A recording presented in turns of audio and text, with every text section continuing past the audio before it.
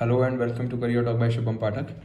And last lecture में हमने chapter 9 से शुरू करना था। उससे पहले तक हमने कुछ रिलीजियस रिफॉर्म मूवमेंट्स के बारे में देखा था कि क्या क्या हैं, कैसे कैसे हुए। Let's as you can see this struggle against caste exploitation and what is the ये राजा राम मोहन रॉय की वजह से जो सती एक्ट आया 1829 में and so forth, right. Akshay Kumar Dutt was there. Okay, Brahmo Samaj के बारे में हमने पढ़ा। So today we will start from the chapter 9 of Spectrum, that is General Survey of Socio-Cultural Reform Movements. See, before start, I would like to say it's took a lot of efforts to make such a detailed videos in a very short duration. So it's my request if you can share it. If you like the videos, then you can share it also. It won't take much efforts. Okay, so let's start. तो राजा राम मोहन रॉय ने ब्रह्मो समाज establish कर दिया 1828 में, right, जो हमने ऊपर अभी पढ़ा। और 1833 में ही died, right. So there was now another samaj was Prarthana Samaj. I would recommend कि आप इनके बारे में अगर आपको डिटेल एकदम ही एक माइन्यूट डिटेल जाननी है तो you just go through the spectrum of that chapter and then you will get to know. I am just giving you the brief idea कि कैसे कैसे आया, ठीक है। सो प्रार्थना समाज वॉज इन 1867 में was establish by Atmaram Pandurang. इनकी मदद की थी केशव चंद्र सेन ने इस प्रार्थना समाज को इस्टेब्लिश करने के लिए, and that was establish in Bombay, ठीक है। और एम.जी. रनाडे जॉइंड दिस समाज इन 1870, राइट। इस समाज में भी मोनोथिज्म पर बहुत ज़्यादा जो था जोर था। अच्छा, ब्रह्मो समाज में भी यही था, प्रार्थना समाज में भी यही बोला कि भाई मोनोथिज्म बहुत ज़रूरी है। तो ले दे के ना सब में मोटा माटी तौर पे एक ही बात की गई है, मतलब सब कोई रिफॉर्म करना था सबको। बस पिकुलर पॉइंट्स जो है ना हर एक के, वो इतना इतना जान लो बस। Exam point of view, pre के पॉइंट ऑफ व्यू से इतना ही इंपॉर्टेंट है कि एक तो सबके ऑर्डर देख लो कि कौन सा समाज कब एस्टेब्लिश हुआ, किसने एस्टेब्लिश किया। और अगर किसी एक समाज की पर्टिकुलर कोई थीम है, पर्टिकुलर थीम है, वो याद कर लोगे। जैसे कि ब्रह्मो समाज की ये थी कि it does not want to create a new religion, is they just want to purify the Hinduism out of the social evils. उसमें से सोशल इविल निकाल देंगे तो प्यूरिफाई कर देंगे हिंदुइज्म को। या जो वेदास की या उपनिषद की इनफॉलिबिलिटी थी, जो उनको सर्वोत्तम मान रखा था, सर्वोपरि मान रखा था, वो नहीं होना चाहिए। मतलब कि आपको अपने कॉन्शियस से, अपनी बुद्धि से, अपनी जो अपनी ह्यूमन काइंडनेस है, ह्यूमन कंशियंस है, उसका भी यूज़ करना है। ये नहीं कि आंख बंद करके माने जा रहे हैं, ब्लाइंड फेथ नहीं रखना है किसी चीज़ पे, ऐसा उन्होंने कहा था, ठीक है। सो मोनोथिज्म पे था। Samaj relied on education and persuasion and not on the confrontation with Hindu orthodoxy. तो इन्होंने क्या किया ना, इन्होंने ये सोचा कि भाई यहाँ के जो लोग हैं ना पढ़े लिखे तो ज़्यादा है नहीं, तो इनको अगर मैं जाके ये बोलूँगा कि तुम जो फॉलो कर रहे हो भाई वो गलत है, वो है करना ही नहीं तुम्हें, तो मानेंगे ही नहीं, तो वो उससे कन्फ्रंटेशन हो जाएगा। तो उन्होंने तरीका ढूंढा एजुकेशन का, जो आज भी हम कहते हैं कि यार अगर किसी को, तुम्हें उसके माइंड को अगर डेवलप करना है, अगर उसको ब्रॉडनेस लेके आनी है, तो उसको एजुकेशन दे दो। Education should be the prime focus of everybody, so that हर कोई अपने स्मॉल कंसिडरेशन से, छोटी मानसिकता से बाहर निकले। कुछ लोग हालांकि नहीं निकल पाते, कितना भी पढ़ लें उसके बावजूद, पर फिर भी ये एक अच्छा तरीका है। ठीक है। तो इनका 4 पॉइंट एजेंडा था। कास्ट सिस्टम को डिसअप्रूव करना है, ब्रह्मो समाज ने भी किया था। विमेन एजुकेशन, ब्रह्मो समाज ने भी की। विडो रीमैरिज, उन्होंने उतना ज़्यादा फोकस नहीं किया, बट उनके में भी था कि हाँ करना ही है, ठीक है। Raising the age of both males and females. D K Karve is important personality, ये याद रखना, ठीक है। डी के कार्व प्रार्थना समाज की इंपॉर्टेंस वो है, पर्सनैलिटी है, वो उससे जुड़े हुए थे। उन्होंने खुद ही विडो से शादी की थी, ये दिखाने के लिए कि भाई विडो रीमैरिज करना चाहिए। अब ये तो बड़ा स्टेप है ना कि कोई खुद ही शादी कर ले एक विधवा से, ठीक है। ऐसा उन्होंने किया। And he founded widows home association, widows home association. बस इतना ही जानना है, बहुत ज़्यादा पीएचडी नहीं करनी इसमें। प्रार्थना समाज किसने एस्टेब्लिश किया? आत्माराम पांडुरंग ने। कब किया? 1867 में किया, केशव चंद्र सेन की मदद से किया, ठीक है। क्या था? कास्ट सिस्टम का डिसअप्रूवल, एजुकेशन का डिसअप्रूवल, विडो रीमैरिज, ये सब, ठीक है। यंग बंगाल मूवमेंट जो है ये इंपॉर्टेंट है, इसमें भी बस पूछते ही हैं इतना कि किसने किया। तो it was founded by Henry Vivian Derozio, right, Henry Vivian Derozio, ठीक है। 1826 से 31 में इन्होंने किया। अगर किसी को एक ऐसा पीडीएफ चाहिए जिसमें सारे की सारी लिस्ट हो कि भाई कौन सी चीज़ कब हुई, कौन सी चीज़ बाद में हुई, you just right in the comment, I will provide you, I will give you the Telegram link, of my Telegram link and then I'll share you in the personal inbox. ठीक है. तो he had a radical ideas. भाई उस समय ये एक important point है. Radical ideas थे. वो अपने जो शिष्य थे उनको समझाते थे कि भाई फ्रीडम के लिए लड़ो, डेमोक्रेसी के लिए लड़ो और जो है अपने अधिकारों के लिए लड़ो. ये सब लड़ाने की बात करते थे. अब इस तरीके के रिवोल्यूशनरी आइडियाज सब थे ही नहीं. सब ऐसे थे. राजा राम मोहन रॉय और ये तुम्हारे दादा भाई नौरोजी, ये सब बड़े मॉडरेट्स थे कि यार बड़े सुकून से चीज़ों को धीरे धीरे चेंज किया जाता है. लेकिन इनका मानना था कि झटके में तोड़ी जाती हैं ये चीज़ें, बस तोड़ दो फिर धीरे धीरे लोग एडजस्ट करते रहेंगे. इनका ये तरीका था. तो लेकिन लोग इस बात के लिए जो है तैयार नहीं थे. तो इसलिए this movement had limited success. इसलिए that movement had a limited success. ये you can see it has a limited success. ठीक है. People in contemporary condition were not ready to accept radical ideas. इसी वजह से. ठीक है. देन ईश्वरचंद विद्यासागर. ईश्वरचंद विद्यासागर एक्चुअली इनके एफर्ट्स की वजह से विडो रीमैरिज एक्ट 1856 आया. एजुकेशन टू विमेन उन्होंने बहुत ज़्यादा वो की. He was the president of Sanskrit college. ठीक है. और उन्होंने एस्टैब्लिश किया था, he open Sanskrit college for non Brahmans. ये नॉन ब्राह्मण किया कि भाई सिर्फ इन्हीं का अधिकार नहीं है धर्मों पे, वेदों पे, सबका है, सबको पढ़ना है. तो इससे एक चीज़ समझ में आ जाती है. इन्होंने देखो प्रीस्ली मोनोपोली ऑफ स्क्रिप्चुरल नॉलेज को ब्रेक किया. तो इससे एक चीज़ समझ में आती है कि ईश्वरचंद विद्यासागर हिंदू कल्चर के अगेंस्ट नहीं थे, या ये कहूँ कि वो वेदास के अगेंस्ट नहीं थे, वो उसके सपोर्ट में ही थे. बस उनका ये कहना था कि भाई ये सबका अधिकार है. तो वरना वो संस्कृत कॉलेज इस्टेब्लिश क्यों करते अगर उनको, या ये वेदास वगैरह के लिए, नॉन ब्राह्मण्स के लिए वो जो संस्कृत कॉलेज इस्टेब्लिश किया कि भाई आप आओ, वेद पढ़ो, उपनिषद पढ़ो, तो वो करते ही क्यों जब उनका उसमें विश्वास नहीं होता. तो ये एक ध्यान रखने वाली बात है. ठीक है. Now Satyashodhak Samaj founded by Jyotiba Phule. Jyotiba Phule was from Maharashtra. Jyotiba Phule in 1873 against upper caste denomination. In Satyashodhak का मतलब है, शोधक मतलब सुधारने वाला चीज़, कि सुधारना है समाज को सुधारेंगे कैसे भाई, ये सोचो यार. उस टाइम पे ब्राह्मण्स की मोनोपोली थी हर चीज़ पे, किसी भी चीज़ पे मोनोपोली थी. तो किसी भी चीज़ को अगर सुधारना है, यानी समाज को अगर सुधारने की कोई बात करेगा, तो जाहिर सी बात है कि ब्राह्मण्स की मोनोपोली तोड़ने की बात करेगा. इसमें यही रूट था इसका. ठीक है. सत्यशोधक समाज की जो स्थापना हुई उसका बेसिक रूट ही यही था. और वो यहाँ तक आ गए कि उन्होंने जो है just to against the Brahmins, उन्होंने राजा बलि को अपना सिंबल माना. राक्षस राजा थे ना, राक्षस राज बलि, तो उन्होंने उसको अपना सिंबल बनाया कि Phule used the symbol of Raja Bali against the Brahmans, that is symbol of Ram. तो he aimed at complete abolition of the caste system and socio economic inequalities. He was awarded the title of Mahatma for a social work. अपने social work के लिए, इनको महात्मा फुले भी कहते हैं. ठीक है. अब उनको अवार्ड किया गया कि आप महात्मा हो. ठीक है. तो Savitribai Phule was the wife of Jyotiba Phule. ये भी कम नहीं थी. जब पति वैसा पत्नी भी वैसी. He was also a great female educationalist. ठीक है. वो फीमेल्स के लिए कर रही थी, ये आदमी कास्ट वगैरह के लिए कर रहे थे.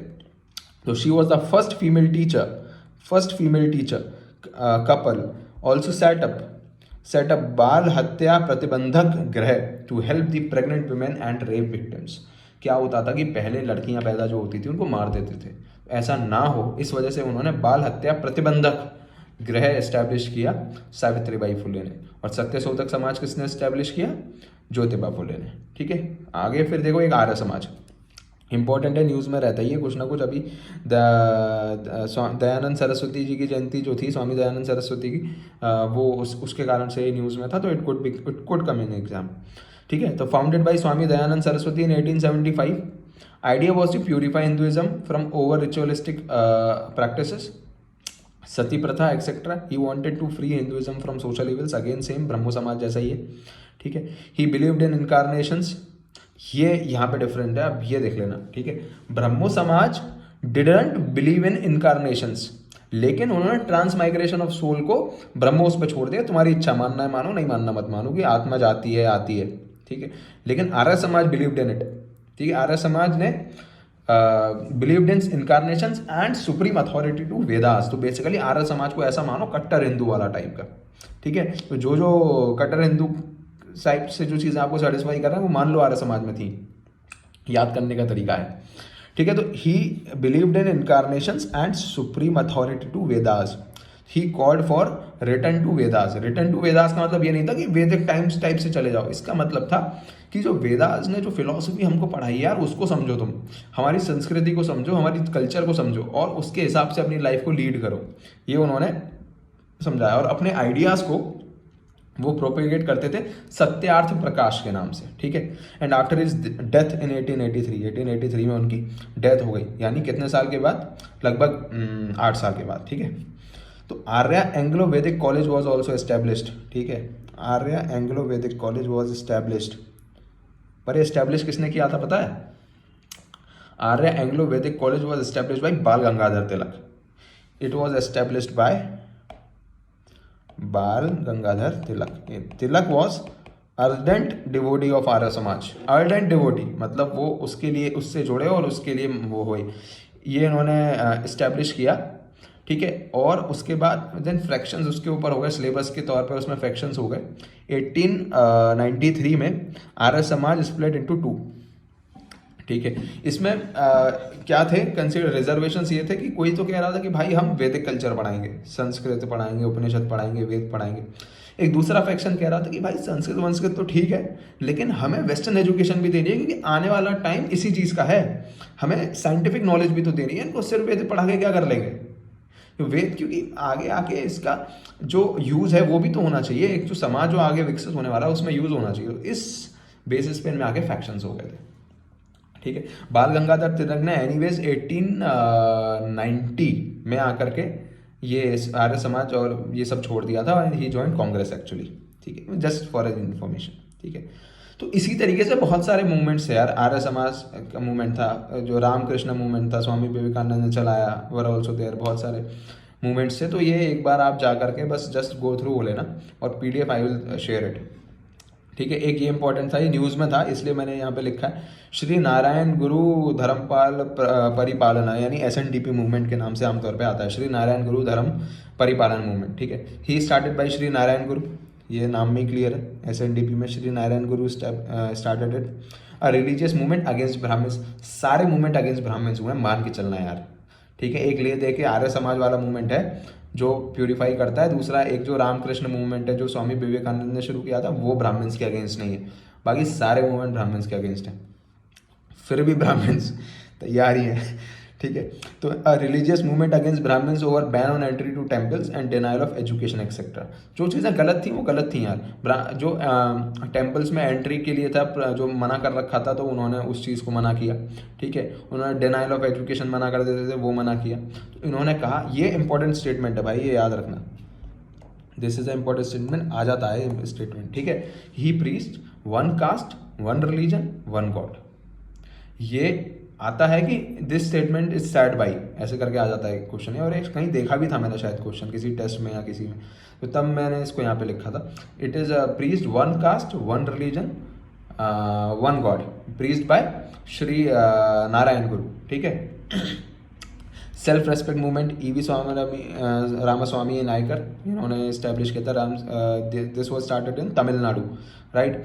And he sought to undermine the position of Brahmins, Brahmin की पोजीशन को अंडरमाइन करने की कोशिश की इन्होंने भी, रामास्वामी EV रामास्वामी नायकर ने। और इन्होंने क्या किया, इन्होंने जो मैरिजेस थी उनको लेजिटिमाइज कर दिया कि विदाउट पुजारी शादियाँ सही हैं, कोई दिक्कत नहीं, हो गई शादी, मान ली, लेजिटिमेसी दे दी शादियों को। तो ये इस तरीके से, ताकि ब्राह्मण प्रीस्ट की अथॉरिटी को कम किया जा सके, ठीक है। So this is the way how it goes, है ना। And just you go through it and we now proceed to the next chapter, that is beginning of modern nationalism in India. बहुत important chapter है, बहुत ध्यान से पढ़ो, ठीक है। एंड आई ट्राई कि आपको ये सब याद हो, मतलब मैं इस तरह से स्टोरी से समझाने की कोशिश करूँगा कि आपको ये सारी चीज़ें याद हो जाएं, ठीक है, ओके। सो देखो हुआ क्या, हुआ ये कि नेशनलिज्म की शुरुआत कैसे हुई। फ्रेंच रिवॉल्यूशन हो गया था। फ्रेंच रिवॉल्यूशन जब हुआ तो नेशनलिज्म की भावना फ्रेंच से शुरू हुई। फ्रेंचों ने नेशनलिज्म दिखाया कि भाई हमें अपने देश के लिए चाहिए, डेमोक्रेसी चाहिए, फलाना चाहिए, ढिमका चाहिए, ठीक है। तो जो लुई जो शासक थे वहाँ के, उनका अंत हो गया एंड में आके। लुई 16वें लास्ट शासक थे शायद, उनका अंत हो गया, वो खत्म हो गया, वहाँ से डेमोक्रेसी इस्टेब्लिश हुई, ये चीज़ शुरू हुई। अब इंडिया में मिडिल इंटेलिजेंसिया बढ़ने लग गया था उसको, वो अब सारी दुनिया को देख रहे थे, हालांकि बहुत काबिल लोग थे कि सारी दुनिया पे उनकी नज़र थी कहाँ क्या हो रहा है, जबकि कोई ऐसे वो नहीं थे तरीके और कम्युनिकेशन नहीं था। आज के लोग कितने बेकार है कि इंटरनेट है सब कुछ है, फिर भी हवा नहीं है कि बराबर वाली कॉलोनी में क्या हो गया, बराबर वाले घर में क्या हो गया। तो ये हाल है। खैर, इंडियन रेनेसेंस था मतलब पुनर्जागरण, रेनेसेंस का मतलब होता है पुनर्जागरण, पुनर्जागरण, ठीक है, मतलब कि रिन्यूअल, रिवाइवल एक तरीके से, ठीक है। अच्छा, तो जो अंग्रेज थे उनकी पॉलिसीज बहुत रिप्रेसिव थी, परेशान करके रख दिया था, तो उससे लोगों के दिमाग में गुस्सा था। एजुकेशन धीरे धीरे बढ़ रही थी, तो अंग्रेजों की जो हाइपोक्रेसी थी वो सामने आ रही थी लोगों के धीरे धीरे, और वो अपने पेपर्स के थ्रू और अपने प्रकाशन के थ्रू और अपने न्यूज़पेपर्स के थ्रू और इन सब पैम्फलेट्स के थ्रू बड़ा इसको प्रीच भी कर रहे थे, लोगों को समझा रहे थे कि भाई इन्होंने तुम्हारा काट रखा है और इन्होंने परेशान कर रखा है, थोड़ा जगो, बुद्धि खोलो, अपने ताले खोलो और लड़ो इस चीज़ के लिए, ठीक है। अब रिएक्शनरी पॉलिसीज थी, रेशियल एरोगेंस था बहुत ज़्यादा, रूलर्स का रेशियल एरोगेंस तो था ही, मैंने आपको बताया 1857 के बाद से ये सारी चीज़ें बहुत ज़्यादा बढ़ गई थी, ठीक है। तो वर्नाकुलर प्रेस एक्ट आया था एक, यार वर्नाकुलर प्रेस एक्ट आया था 1878 में, ठीक है। आर्म्स एक्ट आया 1878 में, और एक ही इंपॉर्टेंट है इल्बर्ट बिल कंट्रोवर्सी थी क्या, आधे से ज़्यादा लोगों को पता ही नहीं है इल्बर्ट बिल कंट्रोवर्सी थी क्या, मतलब बस थी, मान लिया बस थी, हाँ थी तो सही, लेकिन क्या थी एग्जैक्टली, क्या सीन बना उससे, क्या कंक्लूजन्स निकले, ये पता ही नहीं है किसी को। मैं समझाता हूँ। CP Ilbert was the member in the legislature, ठीक है, इंडिया में। तो ही इंट्रोड्यूस द बिल इन 1883, ठीक है। Lord Ripon was viceroy.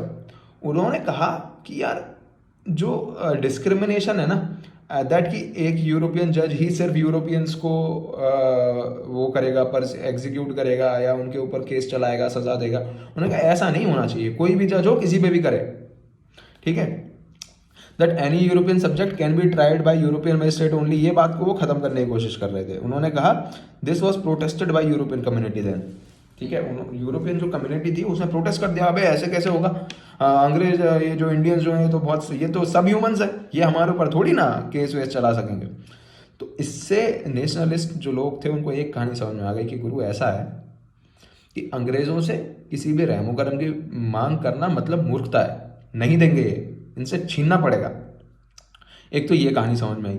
दूसरा एक उनको ये समझ में आ गया कि यार अगर अपनी कोई डिमांड बनवानी है आपसे, जैसे इसने बंदे ने लाया यूरोपियन ने, और यूरोपियंस ने ही इसको टर्न डाउन करा दिया, तो नेशनलिस्ट लोगों को ये समझ में आएगा कि अपनी बात को मनवाना कैसे है, अपनी चीज़ों के लिए प्रोटेस्ट कैसे करना है, अपनी चीज़ों के लिए लड़ना कैसे है। उनको एक तरीका खुद इस इल्बर्ट बिल कंट्रोवर्सी ने दे दिया, ठीक है। तो they importantly they learn how to agitate for certain rights and demands, ठीक है। And this factors let the consciousness among the people, and the more and more people get educated, a class of middle class intelligentsia emerged, and they started analyzing the British policies and understood the depletion of vast resources of country by the Britishers. हमारे जो vast resources हैं country के, वो जो जिस तरीके से Britishers drain कर रहे थे वो समझ में आ गया। आपको याद होगा 1901 में बुक निकली, on British rule drain of India, on British rule in India, drain theory, the drain theory book आई थी। किसकी आई थी? दादा भाई नौरोजी की, ठीक है, द अन ब्रिटिश रूल। चलो, तो political, administrative and economic unification of the country goes to English, ये तो है।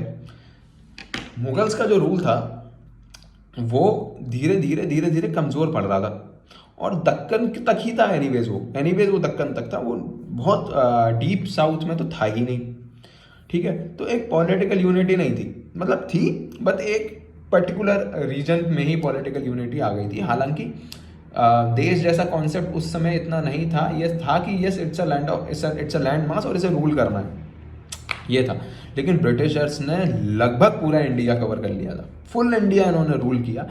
दे give the political unity to it and administrative unity also, ठीक है। यूनिफिकेशन हो गया कंट्री का, यहाँ से ये इट गोज टू देम, ठीक है। प्रोफेशनल सिविल सर्विसेज जो आज सारे अधिकारी हैं, जिसके लिए हम और आप तैयारी भी कर रहे हैं, तो वो यही इन्हीं की देन है, ठीक है। Lord Cornwallis was the father of Indian civil services in India. Unified judiciary, codified civil and criminal laws throughout the country. Codified criminal civil laws किसने कोडिफाई किए थे? नहीं पता? Lord Macaulay. मैकॉले क्या spelling है, जो भी है, लॉर्ड मैकॉले। लॉर्ड मैकॉले को नियुक्त किया गया था, लॉ कमीशन बनाया था ना, तो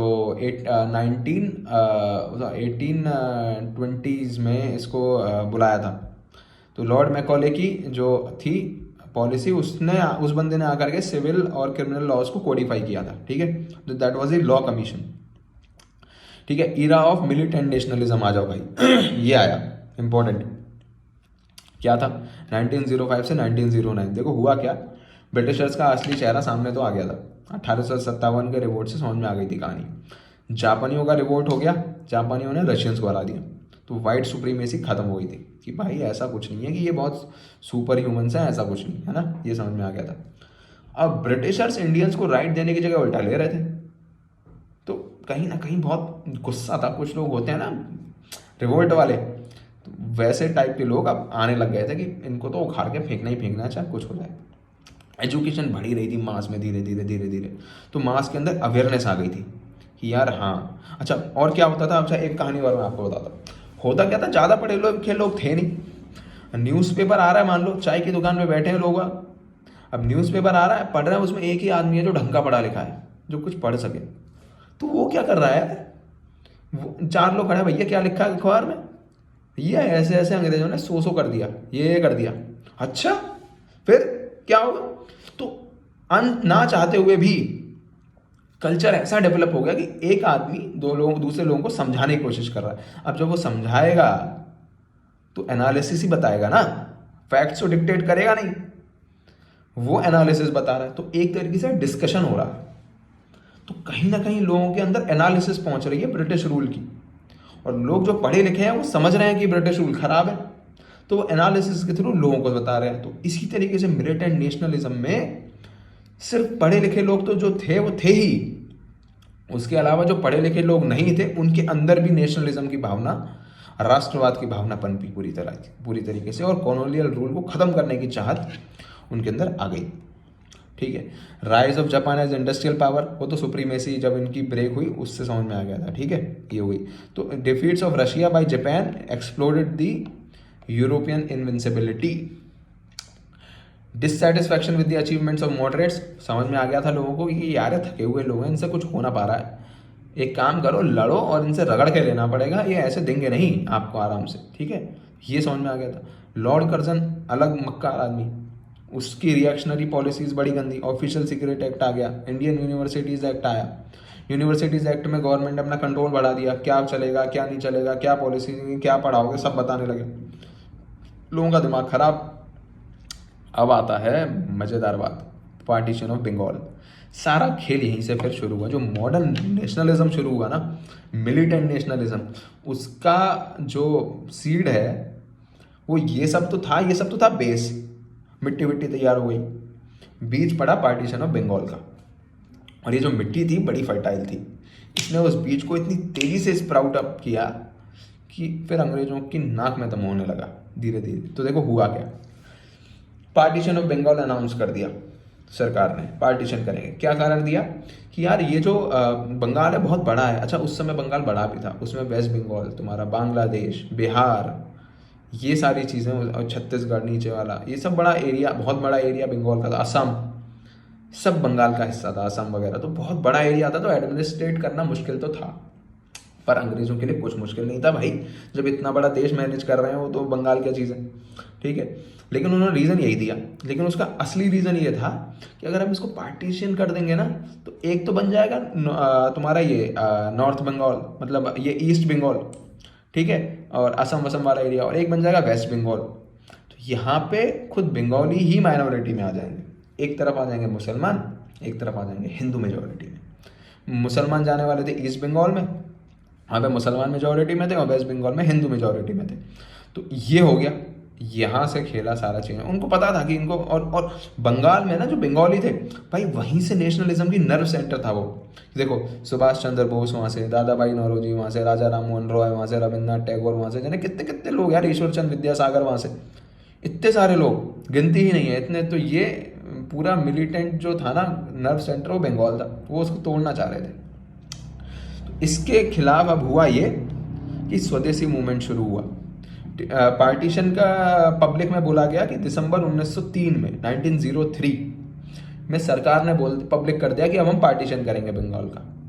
विरोध शुरू हो गया, ठीक है। सारे विरोध, सारा डिसकंटेंट, सबको नजर किनार करते हुए इन्होंने 1905 में, जुलाई 1905 में, यहाँ पे जुलाई 1905 में गवर्नमेंट ने पास कर दिया पार्टीशन बिल। देखा ही नहीं कुछ, अपने अपने अपने उसमें, अपने मूड में, अपने लोड ही नहीं ले रहे, ठीक है। डिवाइड एंड रूल की पॉलिसी चला ही रहे थे कि ईस्ट बंगाल वेस्ट बंगाल कर देंगे, हिंदू मुसलमान कर देंगे, ठीक है। तो government pass the partition bill, with in days protest, meeting वगैरह वगैरह शुरू हो गया, ठीक है। तो जुलाई 1905 में पास किया बिल, अगस्त 1905 में स्वदेशी मूवमेंट की शुरुआत हो गई। इसमें कहा क्या गया, boycott of foreign goods, foreign good का बाइकआउट करेंगे बुरी तरीके से, फुल बाइकआउट। ये पहला नॉन कॉपरेशन टाइप से बोल सकते हो आप, पहला नॉन कॉपरेशन था ये, जब अंग्रेजों के खिलाफ किया हिंदुस्तानियों ने, ठीक है। Foreign boycott of foreign goods. 16 अक्टूबर 1905 में partition formally came into force. अगस्त, ये जुलाई 1905 में तो अनाउंस किया, पार्टी वो किया, ठीक है। अगस्त 7 में हमारे यहाँ प्रोटेस्ट वगैरह शुरू हो गए, इन्होंने फिर भी ध्यान दिया नहीं भाई, 16 अक्टूबर को फोर्स में ला दिया। उस दिन को 16 अगस्त 1905 को शोक दिवस मनाया गया बंगाल में। लोगों ने व्रत रखे, गंगा स्नान किया, एक दूसरे को राखी बांधी, ये सब काम होने लगा, ठीक है। आईएनसी की मीटिंग हुई 1905 में under Gopal Krishna Gokhale.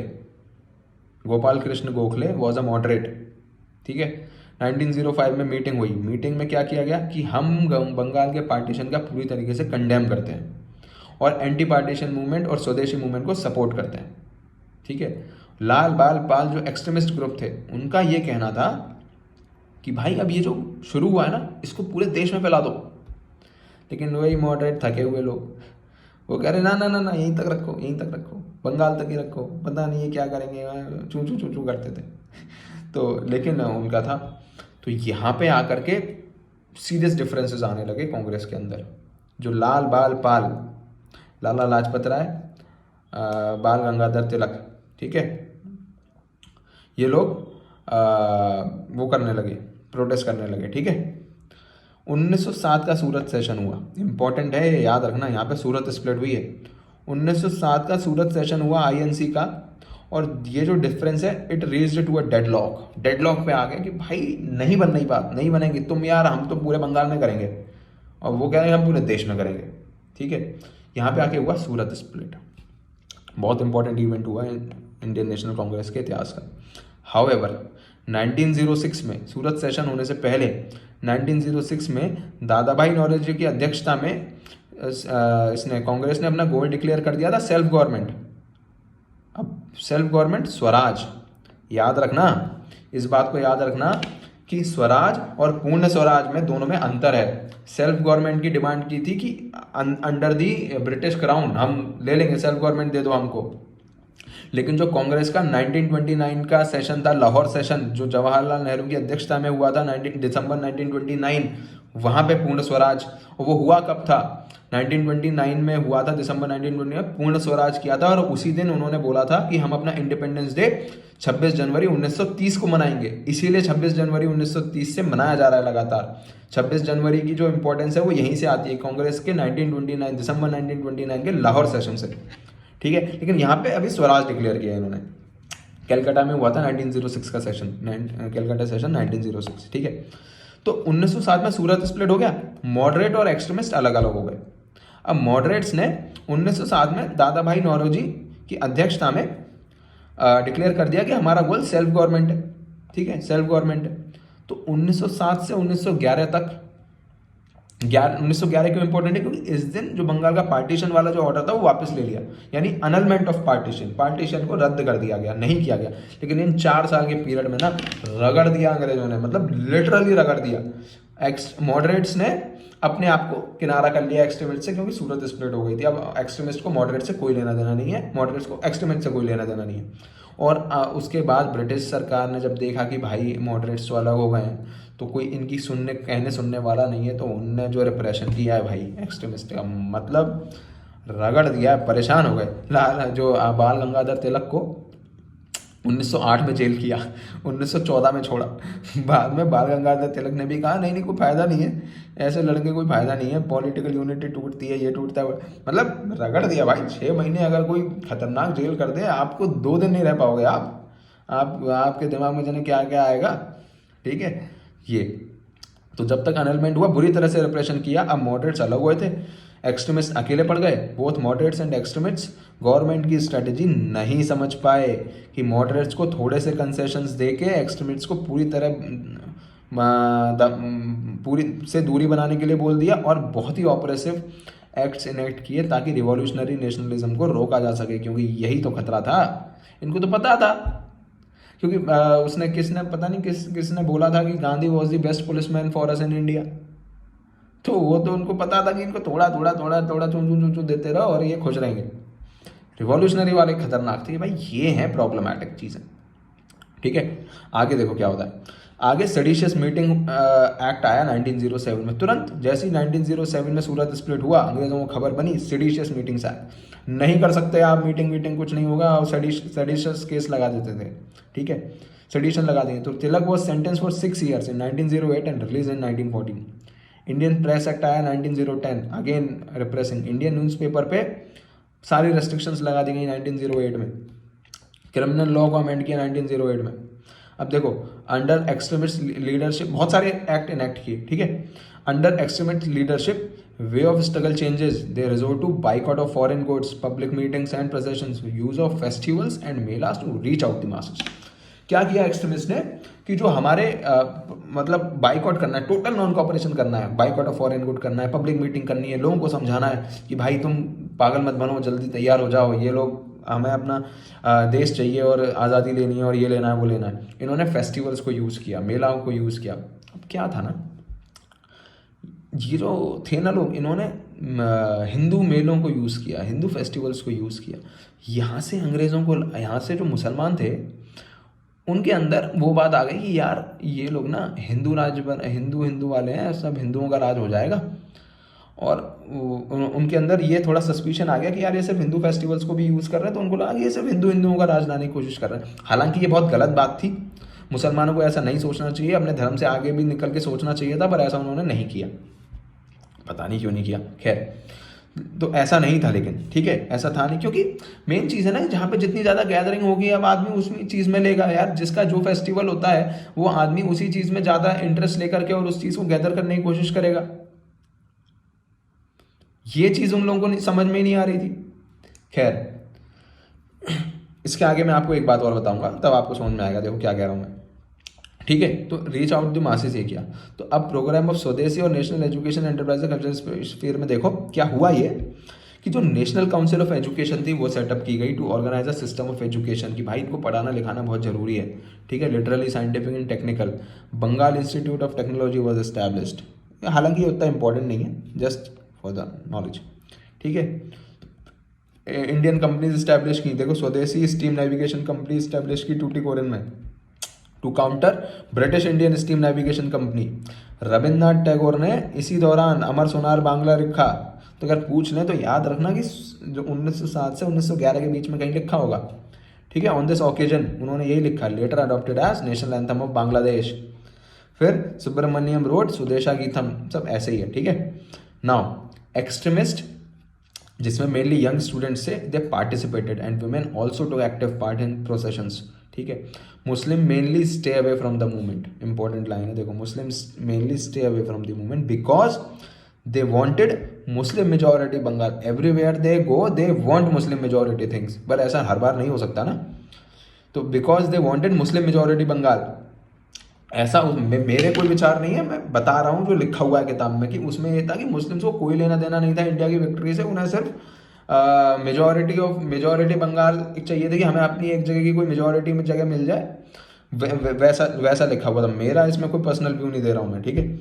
Nawab Salimullah of दक्का supported partition, ठीक है। दक्कन का नवाब था सलीमुल्लाह, उसने पार्टीशन को सपोर्ट किए। अब चूंकि लीडर्स ने हिंदू फेस्टिवल और मेले को जरिया बनाया तो उससे मुस्लिम आइसोलेट हो गए, मुस्लिम को आइसोलेशन फील होने लगा कि यार, क्योंकि वो आए नहीं हिंदू के फेस्टिवल्स में, उनको आइसोलेशन लगा कि हमारे लिए कोई बात नहीं हो रही है। तो मुस्लिम को लगा कि हिंदुओं का राज हो जाएगा अंग्रेज़ों के जाने के बाद। इस बात का फ़ायदा अंग्रेज़ों ने उठाया और मुस्लिम्स को प्लीज़ किया, और डिवाइड एंड रूल की पॉलिसी फिर से काम आई, है ना, और एंटी कांग्रेस फ्रंट को भी, ठीक है। तो विद्रोह को देखते हुए अनलमेंट ऑफ पार्टीशन हुआ 1911 में। मुस्लिम्स को लगा शॉक कि हमें हमारा अब मेजॉरिटी प्रोविंस नहीं मिलेगा, हमें हमारा मेजॉरिटी प्रोविंस नहीं मिलेगा। इस बात से ये हो गए परेशान अब ग्रुप को, ठीक है। तो अब आगे we will see the next video, वरना ज़्यादा बड़ा वीडियो हो जाएगा, ठीक है। तो उसके बाद क्या हुआ, जब पार्टीशन खत्म हो गया, पार्टीशन एनलमेंट ऑफ पार्टीशन हो गया, पार्टीशन रद्द हो गया, उसके बाद क्या हुआ I will tell you in the next video. Thank you very much.